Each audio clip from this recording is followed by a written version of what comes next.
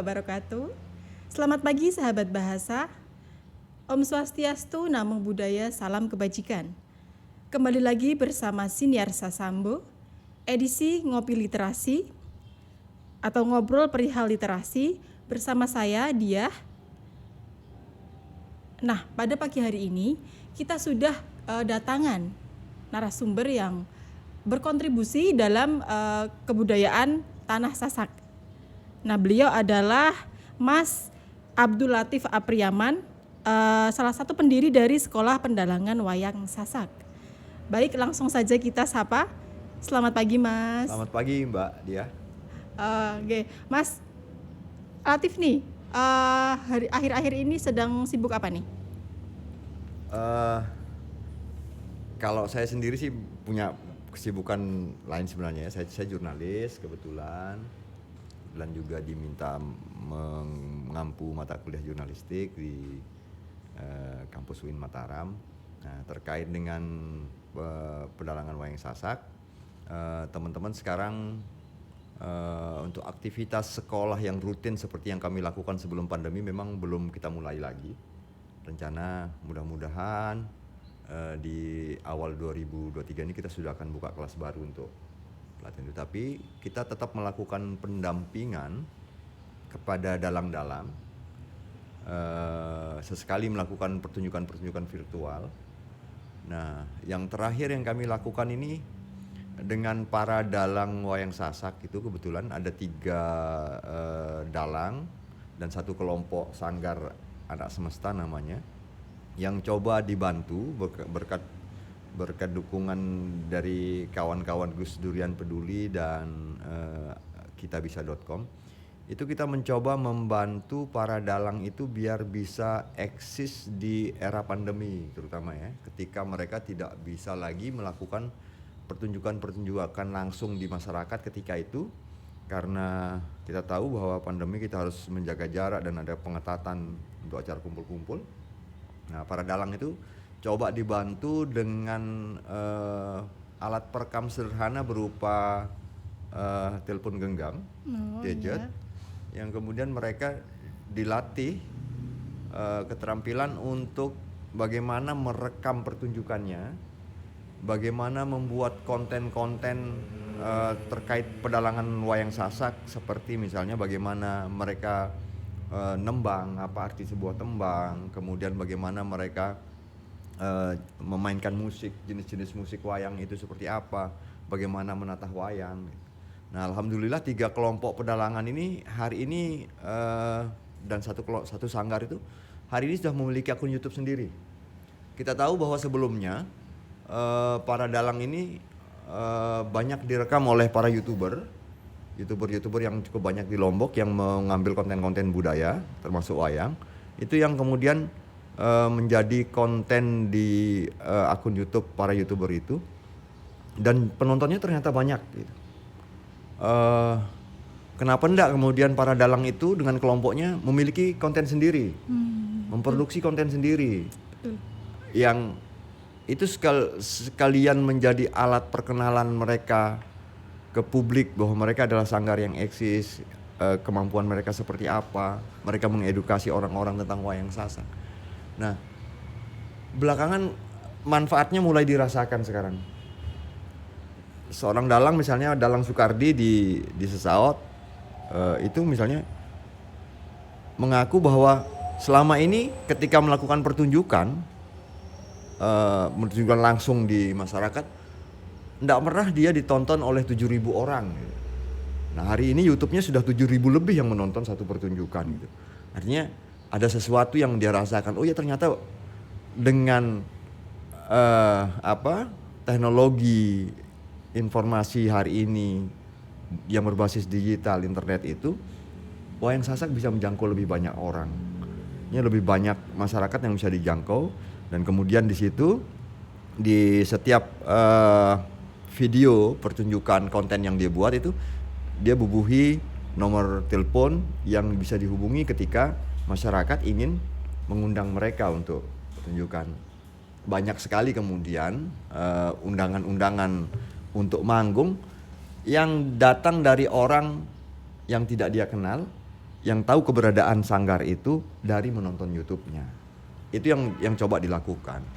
Nah, kami juga mencoba membuat ini sebuah kerja sederhana sebenarnya, tapi cukup sulit tapi menantang, dan sekaligus ini bisa menjadi sebuah tawaran solusi bagi wayang sasak biar bisa menjangkau publik yang lebih luas. Di pertunjukan wayang para dalang yang kami bantu kemarin itu ada 3 kelompok dalang. Pak Dalang Soekardi di Sesaut, kemudian ada Pak Made Darumbie dengan kelompoknya di Batu Kumbung Narmada, kemudian ada satu lagi kelompok pedalangan Skarduijan di Lombok Timur. Pertunjukan mereka itu coba kita alih bahasakan ke bahasa Indonesia. Ada terjemahan bahasa Indonesianya di setiap video yang dilakukan itu. Ternyata itu sangat membantu. Kita tahu bahwa wayang sasak itu menggunakan bahasa Jejawen yang banyak, kemudian bahasa Sasak terutama. Dan tentu saja pertama tidak semua orang Sasak itu mengerti bahasa Jejawen itu hari ini. Saya saja yang sudah 5 tahun bergaul dengan 5 tahun lebih ya bergaul dengan para dalang itu di sekolah pedalang, itu juga masih belum banyak, masih sulit untuk mengerti bahasa Jejawen itu. Nah, kita coba kemudian dengan bantuan kepala sekolah pedalangan yang kebetulan adalah seorang yang mafhum tentang paham betul dengan bahasa Jawen ini, menerjemahkan bahasa Jejawen yang diucapkan para dalang itu dalam pertunjukannya ke dalam bahasa Indonesia.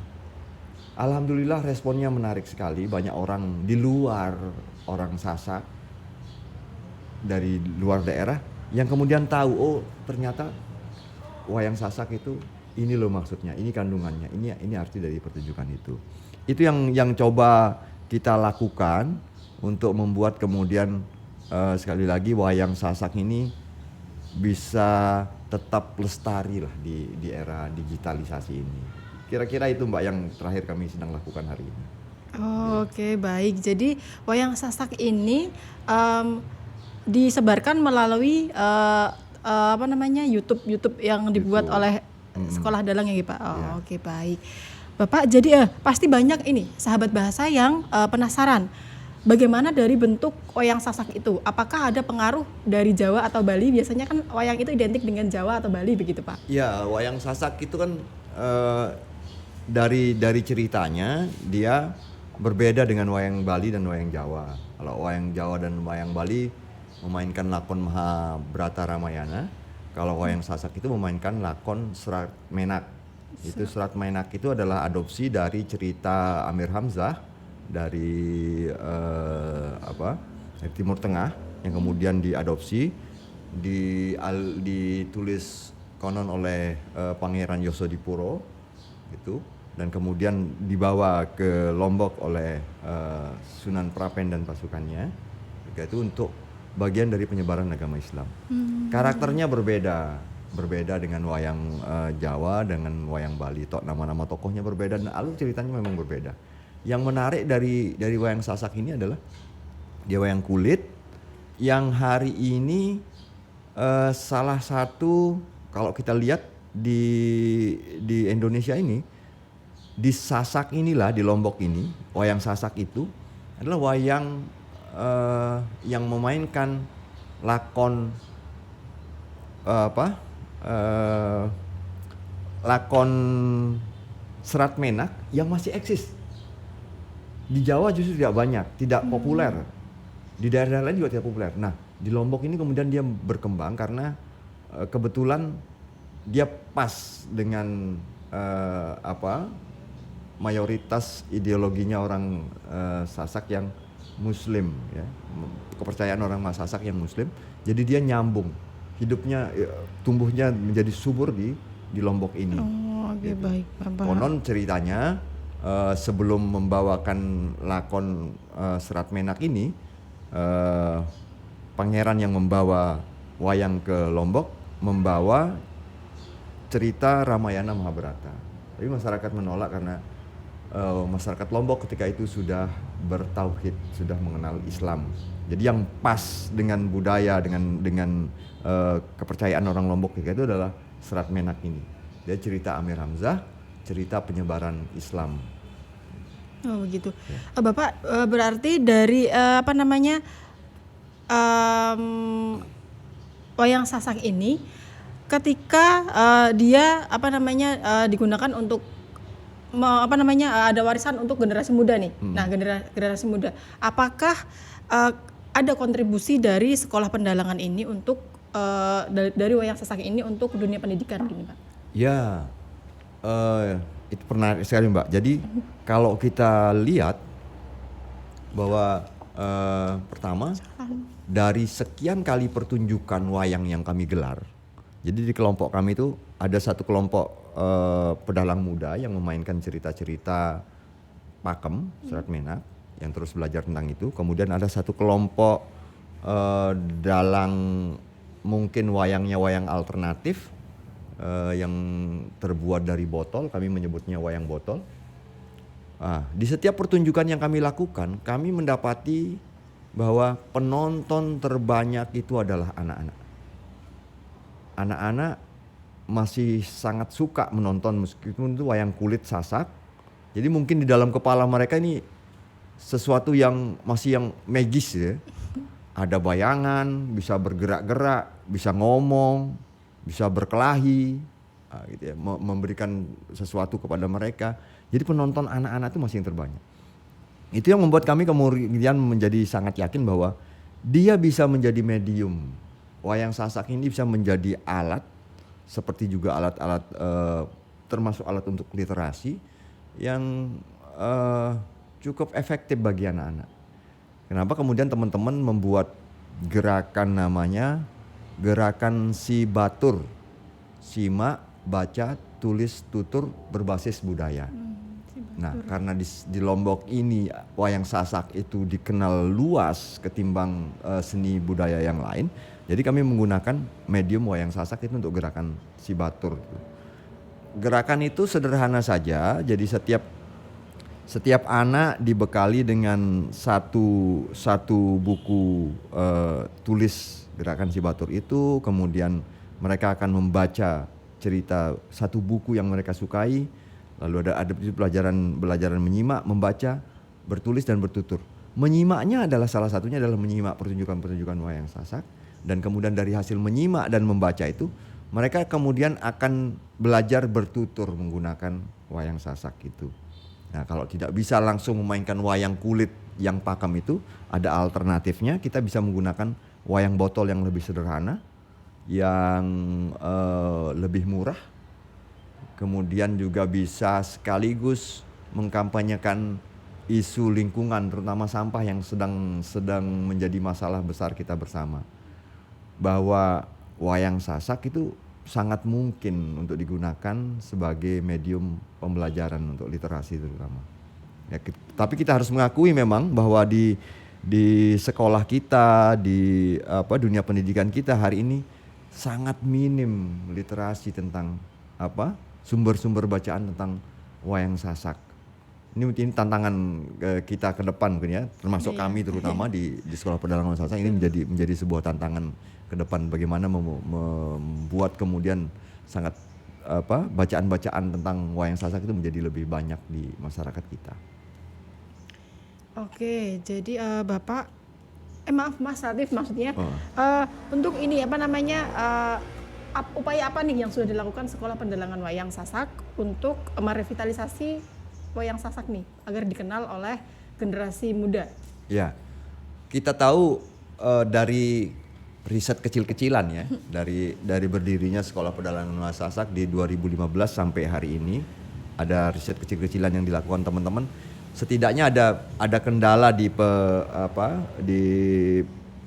eksistensinya wayang sasak itu di tengah masyarakat. Itu pertama kendala bahasa, ini yang paling berat ini, bahwa wayang sasak masih menggunakan bahasa Jejawen, yang hari ini penutur bahasa Jejawen itu, pengguna bahasa Jejawen itu masih sudah sangat minim. Generasi tua iya masih memahami itu, tapi generasi kita hari ini terutama anak perkotaan sudah sangat buta lah dengan bahasa Jawa. Itu pertama. Kemudian dari durasi pertunjukan itu kalau wayang sasak yang pakem itu mulainya setelah sholat isya, lepas isya, dan akan berakhir menjelang sholat subuh. Itu waktu yang sangat panjang di tengah tawaran-tawaran hiburan yang hari ini betapa banyaknya. Anak-anak, setiap kita tidak perlu kemana-mana, cukup di dalam kamar, ada HP, ada jaringan internet, kita bisa menonton apa saja, termasuk menonton wayang misalnya. Itu tantangan yang berat kalau kita tidak segera melakukan upaya-upaya revitalisasi. Kemudian tantangan yang ketiga itu adalah pada tema-tema pertunjukan, tema-tema cerita yang dimainkan.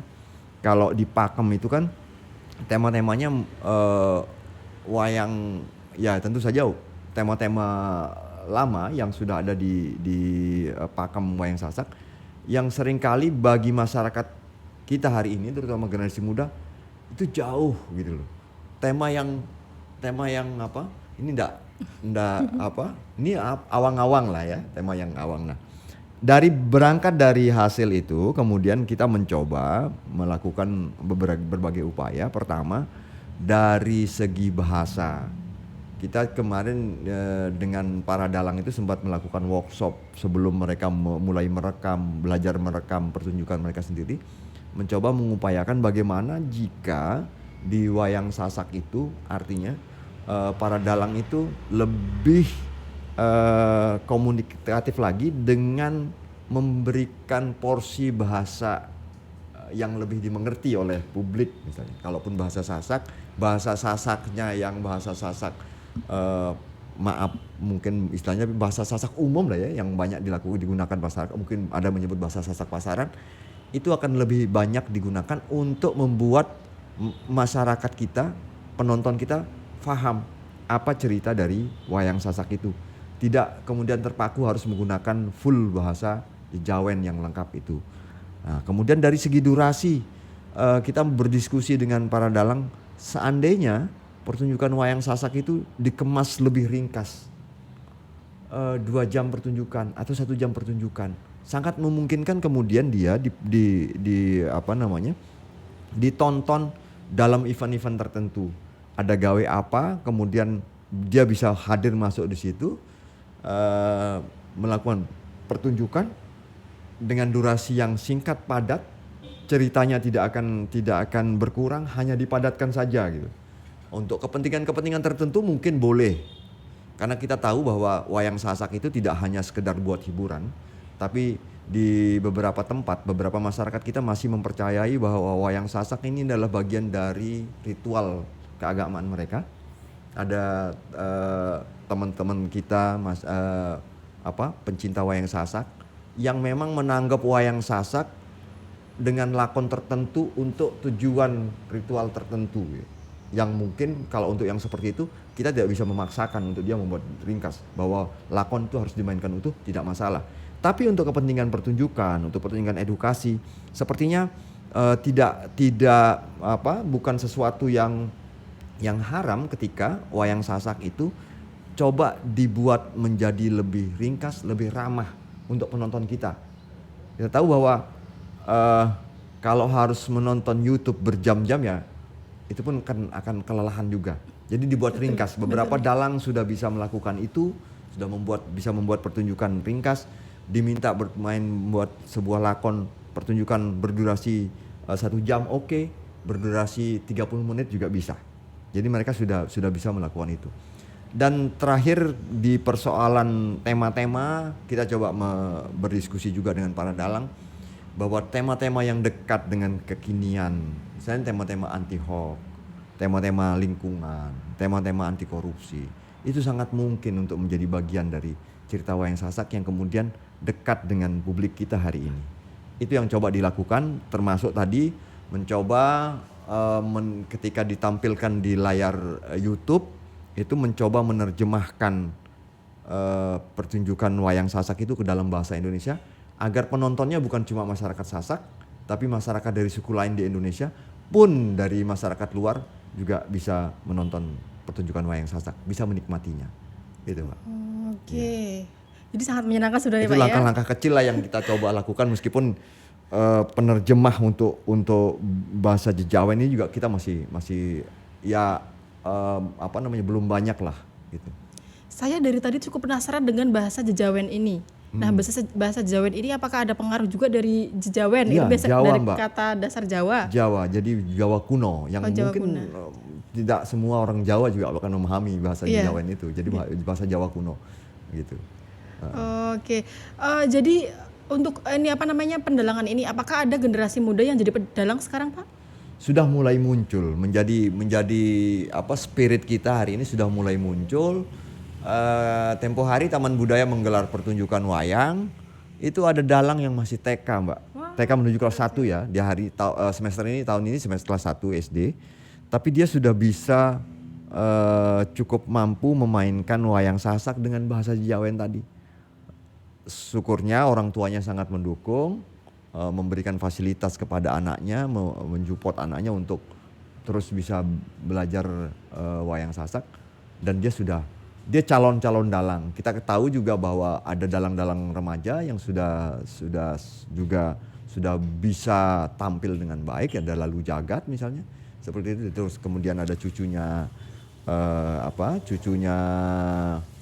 Lalu Nasib di Sesele di tempat kami ada Bayu Azmi, itu juga yang sudah dalang muda yang bisa di beberapa kelompok kebetulan juga mulai muncul hari ini bahwa kita tidak akan kehilangan dalang, bahwa wayang sasak masih dicintai publiknya, orang-orang masih banyak yang mau tertarik mempelajari wayang sasak itu gitu. Nah, sebagai masyarakat nih seperti saya, bagaimana cara saya agar bisa ikut berkontribusi untuk merevitalisasi wayang sasak ini, Pak? Misal apakah ada pertunjukan yang dikhususkan, misal nih dijadwalkan ini akan tayang setiap tanggal ini di tempat mana gitu, ada tidak, Pak, jadwalnya seperti itu?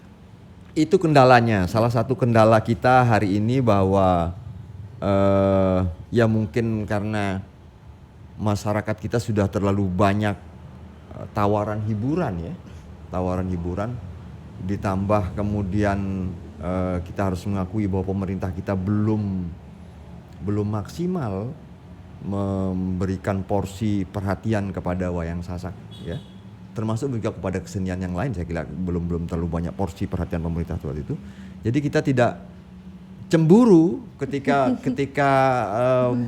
bermain ke Jogja misalnya atau di Solo misalnya, itu hampir setiap malam kita akan mendapati ada pertunjukan wayang di mana. Perhatian pemerintah untuk memberikan ruang kepada para dalang untuk bisa eksis itu masih ada di sana. Tawaran ini datang dari dalang. Tawaran solusi yang saya kira sangat menarik ya. Bahwa sebenarnya kalau dibilang dari biaya menggelar pertunjukan wayang sasak itu jauh lebih murah dari wayang Jawa atau wayang Bali, Mbak. Wayang sasak itu salah satu ciri khasnya adalah dia ringkas dari peralatan. Alat musiknya itu satu karung dibawa sudah cukup gitu. Dia cuma butuh dua bambu dan tempat menancapkan batang pisang kemudian bentangan. Tidak seperti membuat kelir atau memasang kelir wayang Jawa atau yang cukup memakan biaya. Kalau wayang Jawa kita tahu alat musiknya orkestra dan banyak, minimal ada truk gitu ya yang untuk mengangkut itu. Gamelan dan itu. Puluhan juta dibutuhkan untuk itu. Wayang sasak sendiri tidak sebesar itu. Ya meskipun kita berharap ada apresiasi yang bagus dari masyarakat, yang baik dari masyarakat untuk menghargai itu, tapi para dalang kita masih mau memainkan wayang sasak meskipun mereka menerima bayaran yang kalau dilogikakan enggak masuk akal gitu ya. Mereka berlatih berbulan-bulan sekian lama hanya dibayar cukup untuk kebutuhan 1-2 hari, padahal ada tanggungan keluarga dan segala macam. Di bahasa yang muncul dari para dalang itu adalah kalau tidak karena cinta, enggak kami kerjakan ini gitu. Karena ini pekerjaan merugi ya. Mendalang, berlama-lama, berlatih semua itu, tapi ketika tampil sehari hanya cukup untuk 1-2 hari kebutuhan pokok mereka misalnya. Oke, itu tapi tetap kita harus apresiasi itu. Nah, tugasnya kalau tadi tanya tugas kita masyarakat saya kira masyarakat bisa memulai dengan mengapresiasi mereka. Di tengah jenis pertunjukan hiburan yang lain, wayang sasak masih bisa hadir, tidak hanya sebagai tontonan, tapi dia juga menyampaikan tuntunan kepada kita. Ada nilai-nilai yang ditawarkan kepada pemerintah. Ini tawaran dari para dalang, bagaimana seandainya jika satu instansi itu bisa menjadi semacam bapak angkat dari para dalang.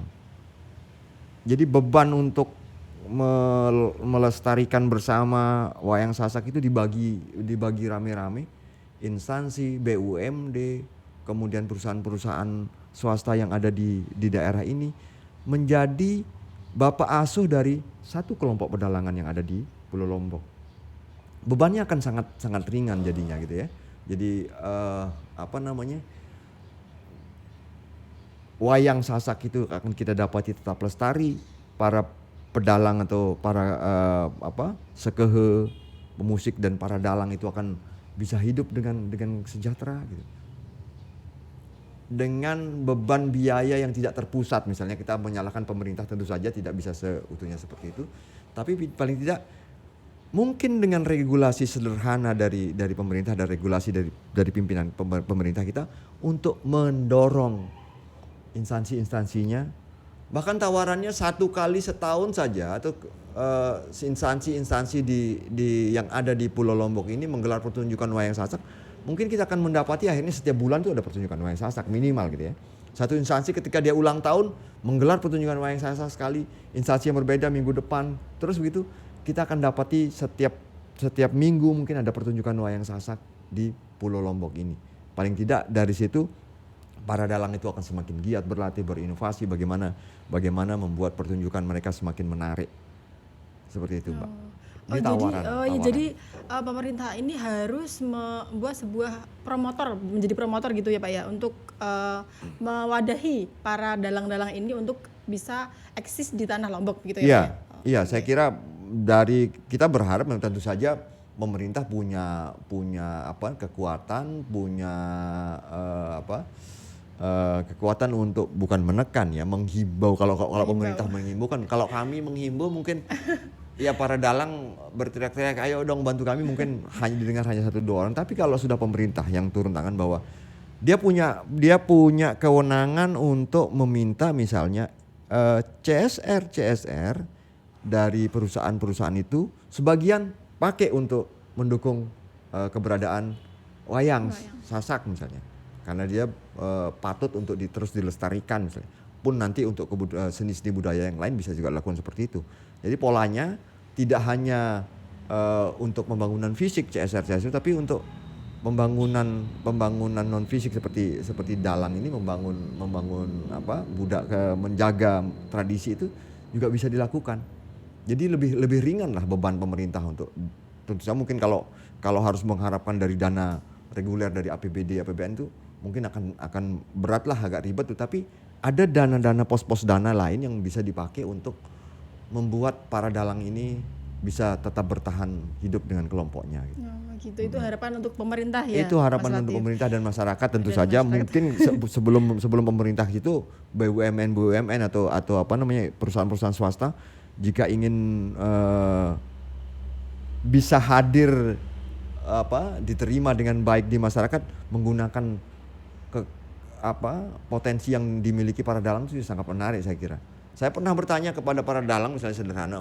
Misalnya kalau di pertunjukan wayang side ada sebuah perusahaan misalnya, dia mau mensponsori pertunjukan itu, kemudian tapi ada kewajiban misalnya menaruhkan logonya, logo perusahaannya, atau sesekali di tengah pertunjukan kemudian menggelar endorse lah ya bahasanya, menyebut perusahaan ini sudah itu mau enggak ada masalah gitu. Tidak ada masalah. Tidak ada, artinya mereka sangat mau. Cuman persoalannya mungkin kami atau kelompok para pedalangan ini yang belum bisa menembus ke sana, atau bisa jadi juga bahwa karena eksistensinya wayang dianggap sebagian menganggap masih belum maksimal untuk berbisnis itu, artinya nilai ekonominya mungkin berbeda, akan lebih kurang dibanding dengan beriklan dengan cara yang lain. Tapi kami ingin meminta, berharap ini sebuah menjadi kesadaran bersama bahwa ada nilai plus yang bisa kita dapatkan dari menggunakan wayang sasak ini sebagai medium untuk bahwa para dalang sekarang tidak hanya tampil secara langsung di tengah publik, mereka punya akun YouTube dan akan terus diputar setiap saat dan penikmat mereka masih cukup besar di Pulau Lombok ini. Oke, baik.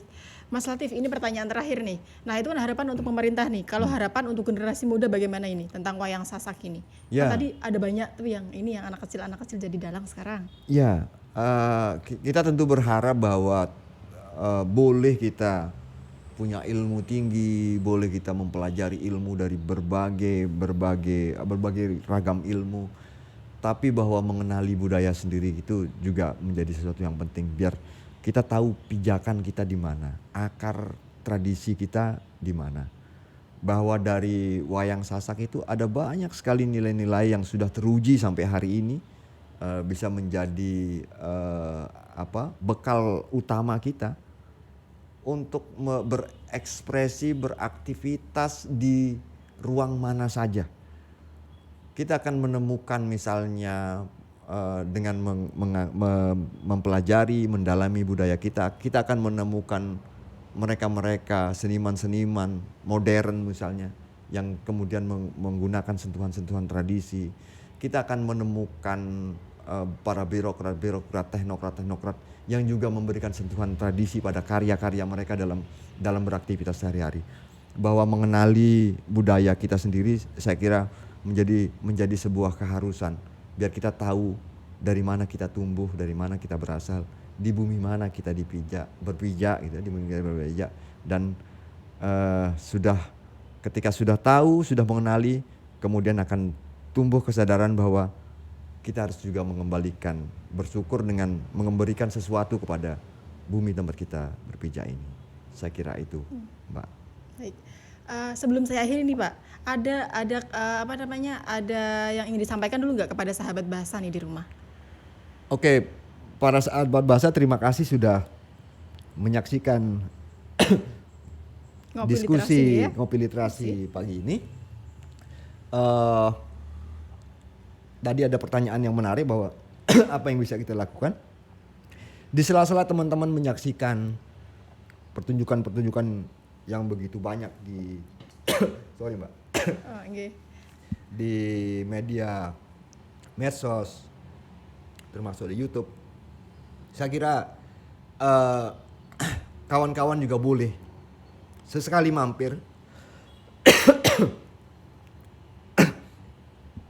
mampir ke kanal Wayang Sasak.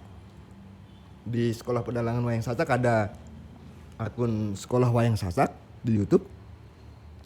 Kami punya wayangsasak.org. Para dalang itu juga punya akun-akun medsos tentang wayang. Paling tidak bisa menjadi penyeimbang kawan-kawan untuk mengenal tradisi kita, budaya kita. Wayang sasak. Sorry Mbak. Oh iya. Baik, sekian Siniar Sasambo hari ini. Terima kasih pada sahabat bahasa yang menyaksikan tayangan ini. Wassalamualaikum warahmatullahi wabarakatuh. Waalaikumsalam warahmatullahi wabarakatuh. Nah sahabat bahasa, itu tadi tayangan Siniar Sasambo edisi kali ini. Gimana? Seru kan?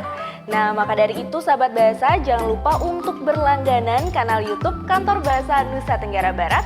Sukai video yang kamu pilih, berikan komentar dan nyalakan lonceng pemberitahuan supaya kamu tidak ketinggalan video-video terbaru dari Kantor Bahasa Nusa Tenggara Barat. Tadi video-video yang kamu saksikan juga kamu dengarkan dan saksikan melalui SoundCloud dan Spotify Siniar Sasambo. Jangan sampai terlewat ya. Dah.